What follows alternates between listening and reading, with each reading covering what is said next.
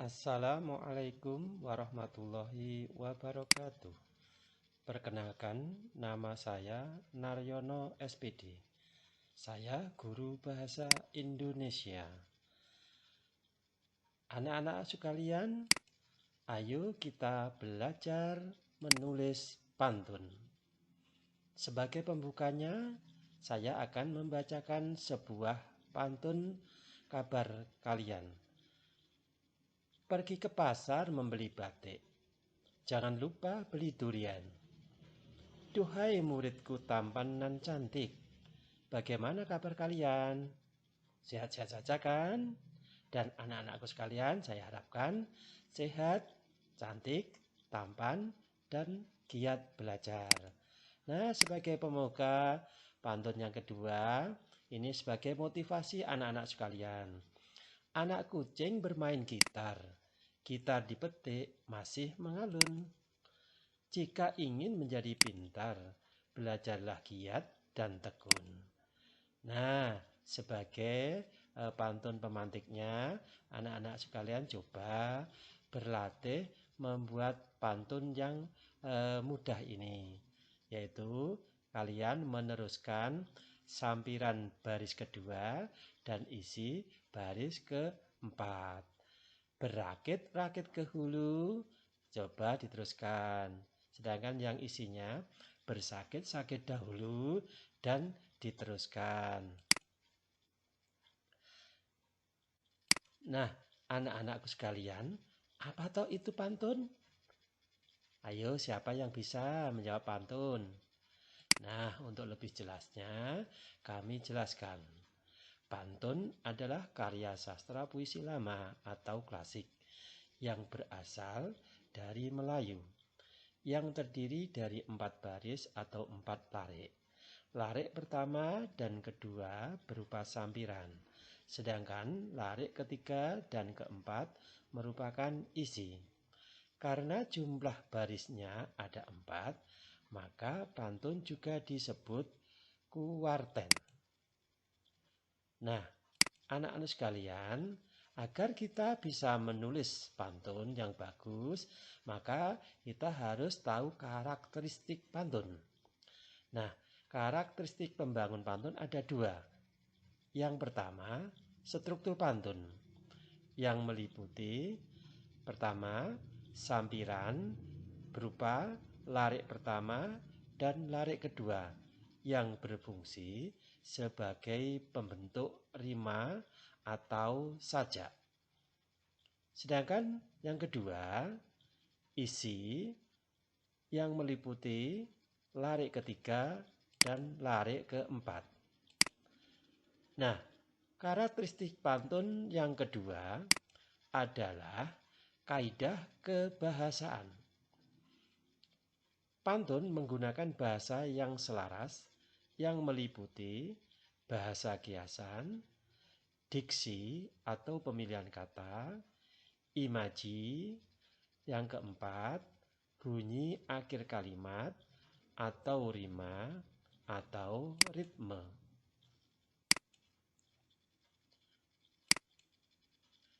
Nah, agar anak-anakku sekalian bisa menulis pantun dengan baik, harus mengetahui juga ciri-ciri pantun.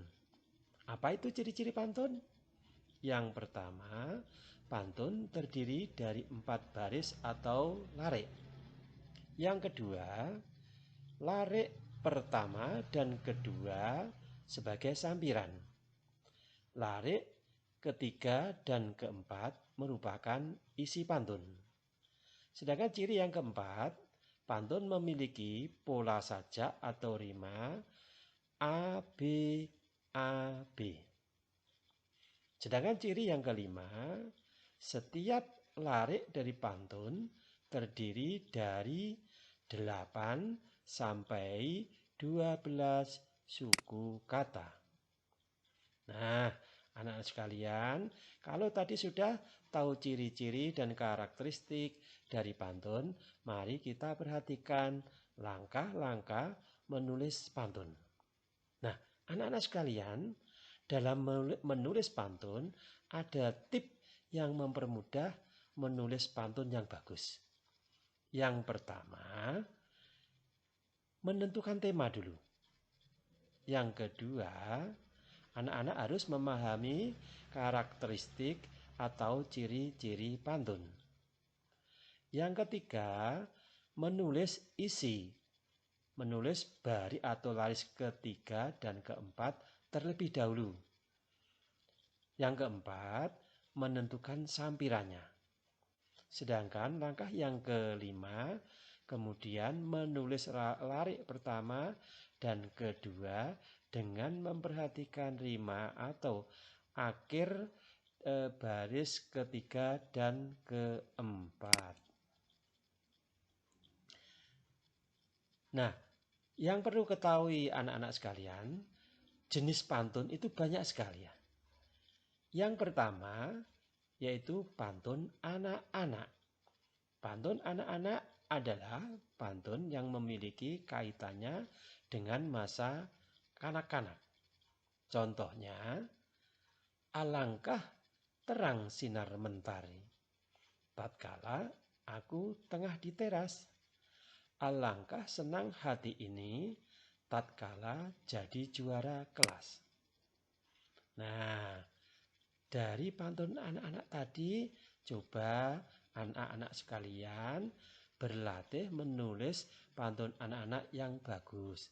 Nah, seperti penjelasan tip mempermudah menulis pantun, ini saya pancing untuk baris ketiga dan keempat sebagai isi sudah saya tulis, yaitu masih kecil rajin mengaji, sudah besar hidup bahagia. Nah, sekarang coba kalian buat sampirannya baris pertama dan baris kedua. Nah, jenis pantun yang kedua adalah pantun anak muda. Pantun anak muda adalah pantun yang mengenai kehidupan masa anak muda. Biasanya berisi perkenalan, perasaan kasih sayang, iri hati, iba, asmara, dan rumah tangga. Contoh pantun anak muda. Burung elang turun ke rawa, di pohon bakau tanah rata, melayang rasa di dalam jiwa, melihat engkau bermain mata. Nah, ini juga kalian berlatih anak sekalian membuat pantun anak muda. Nah, kalau di pantun anak muda ini, saya beri contoh untuk sampirannya, baris pertama dan baris kedua. Selanjutnya anak-anak sekalian meneruskan dengan isinya, yaitu baris ketiga dan baris keempat. Sedangkan jenis pantun yang ketiga adalah pantun orang tua. Pantun orang tua adalah pantun yang berisi tentang nasihat kehidupan, budaya, pendidikan, dan agama. Nah, contohnya pantun orang tua yaitu anak ikan masuk ke bubu, sungai di bukit tertutup api. Barang siapa hormat ibu, hidup bahagia sudahlah pasti. Nah, untuk pantun orang tua ini silahkan anak-anak sekalian belajar menulis keseluruhan. Tidak saya beri contoh atau pancingan sampiran maupun isinya. Coba langsung saja anak-anak sekalian membuat sampiran baris pertama dan kedua dan dilanjutkan membuat isinya baris ketiga dan keempat. Sedangkan jenis pantun yang keempat adalah pantun nasihat. Pantun nasihat adalah pantun yang berisi tentang nasihat atau himbauan kehidupan terhadap seseorang atau masyarakat. Nah, di bawah ini contoh pantun nasihat. Cepat bergegas untuk bertemu. Bertemu sambil membawa gulali. Kaya harta miskin ilmu, tentu merugi di akhir nanti. Nah, untuk pantun nasihat anak-anak sekalian coba dibuat untuk latihan di rumah masing-masing.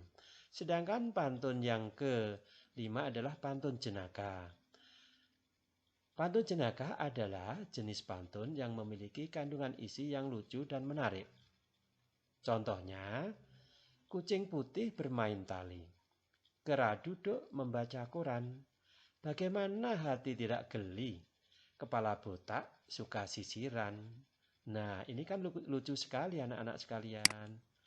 Nah, sedangkan pantun yang keenam adalah pantun teka-teki. Pantun teka-teki adalah pantun yang mempunyai ciri khas di bagian isi atau larik terakhir berupa pertanyaan. Nah, contohnya, burung nuri burung dara, terbang ke taman kayangan. Cobalah tebak wahai saudara, makin diisi, makin ringan. Coba anak-anakku sekalian, makin diisi tetapi makin ringan. Apa itu? Coba nanti dijawab. Sedangkan jenis pantun yang ketujuh adalah pantun kiasan, yaitu pantun yang berisi kata kiasan atau mengibaratkan sesuatu dengan sesuatu yang lain. Contoh pantun kiasan, pandai ikan dalam berenang, beda kolam ikannya lain. Sehari sehelai benang, setahun menjadi kain. Nah, sebagai penutup anak-anak sekalian, kami akan berpantun. Jalan-jalan ke kota Pasai. Alamnya indah, sehat, dan bersih. Belajar hari ini sudahlah selesai. Kami ucapkan terima kasih.